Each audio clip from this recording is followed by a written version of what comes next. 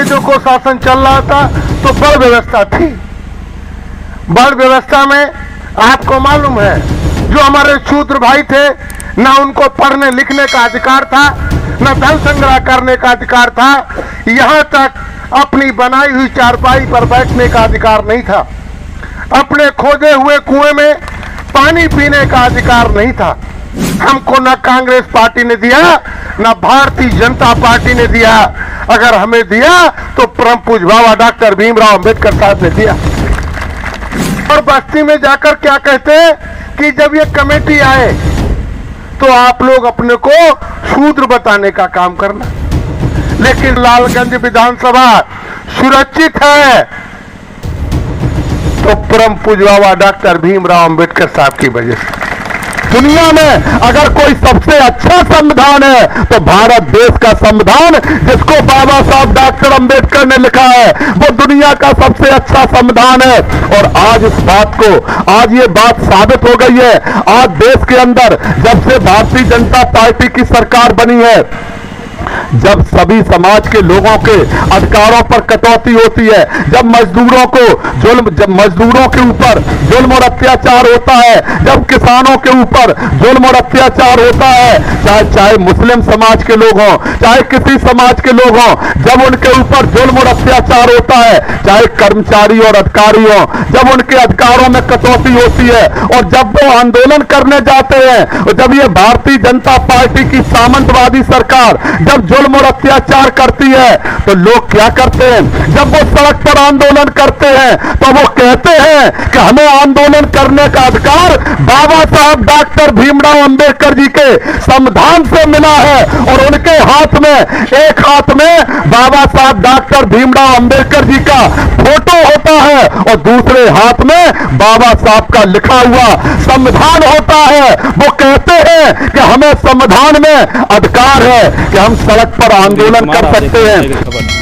हम आ चुके हैं राजधानी लखनऊ के गोसाईगंज ब्लॉक के अंतर्गत कपेरा मदापुर ग्राम पंचायत में, और जहां पर बसपा के द्वारा कैडर कैंप का आयोजन किया गया है। यहाँ मोहनलालगंज सुरक्षित विधानसभा क्षेत्र के प्रत्याशी जो हैं देवेंद्र कुमार पासी जी, और उनके द्वारा लगातार कार्यकर्ताओं को कैंप में जोपा की जो नीतियां हैं, जो उनके काम किए थे पिछली सरकार में जब वो सत्ता में थे, वो बता रहे हैं, उनको उपलब्धियों को बता रहे हैं। और साथ ही जो मौजूदा सरकार है उनकी नाकामियों के ऊपर भी यहाँ के जो आए हुए जो मुख्य अतिथि हैं नौशाद अली जी, उनके द्वारा जो काफ़ी बातें जो है बताई गई हैं जो कार्यकर्ताओं को।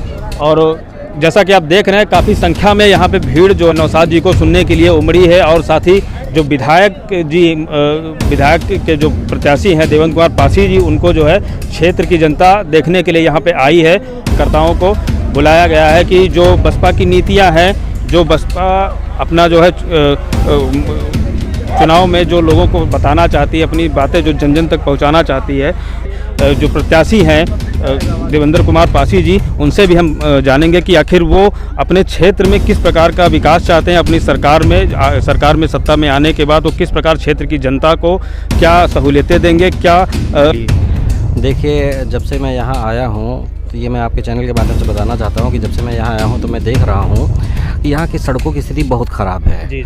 और यहाँ पर शिक्षा व्यवस्था की भी स्थिति बहुत अच्छी नहीं है। तो मैं यही चाहूँगा कि फ्यूचर में अगर मेरी सरकार बनती है और मैं यहाँ से विधायक चुना जाता हूँ तो यहाँ सड़कों की व्यवस्था अच्छी की जाएगी। जो गड्ढे युक्त सड़कें हैं, इनको गड्ढे मुक्त बनाने का काम किया जाएगा और बेहतर शिक्षा से व्यवस्था की। 2022 में हमारी सरकार बनती है और जनता हमें पूर्ण समर्थन देती है तो सबसे पहले जो गड्ढा युक्त सड़कें हैं इनको गड्ढा मुक्त करने का काम किया जाएगा और बेहतर शिक्षा व्यवस्था की जाएगी, जिससे हमारे देश का जो भविष्य है उनको बेहतर शिक्षा दी जा सके।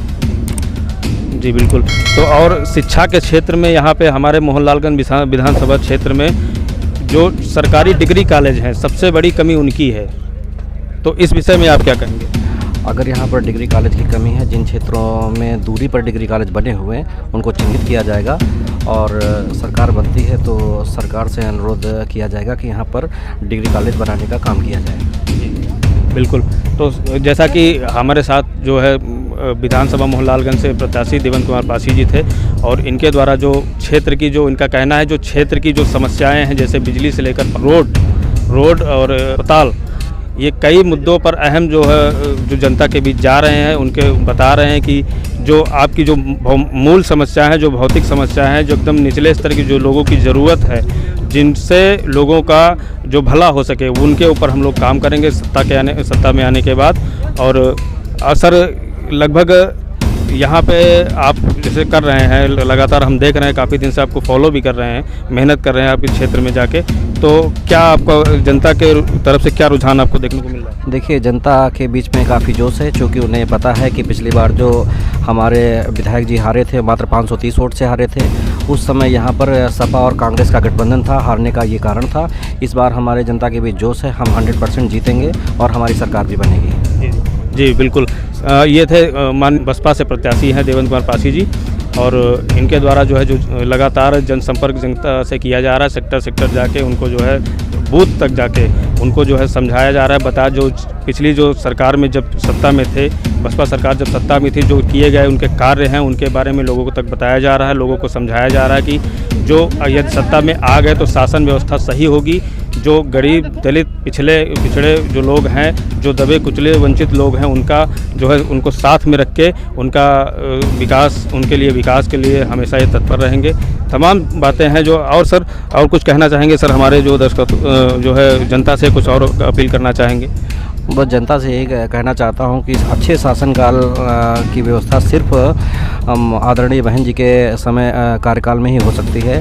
तो ज़्यादा से ज़्यादा हमारे बहुजन समाज पार्टी के विधायक चुने जाएं, जनता समर्थन दे, यही मैं जनता से अपील करना चाहता हूँ। हमारी सरकार बनेगी तो बेहतर शासन व्यवस्था हम लोग देने का काम करेंगे। आदरणीय बहन जी के निर्देशानुसार जो बेहतर व्यवस्थाएँ हो सकेंगी वो किया जाएगा। यही मैं जनता से अपील करना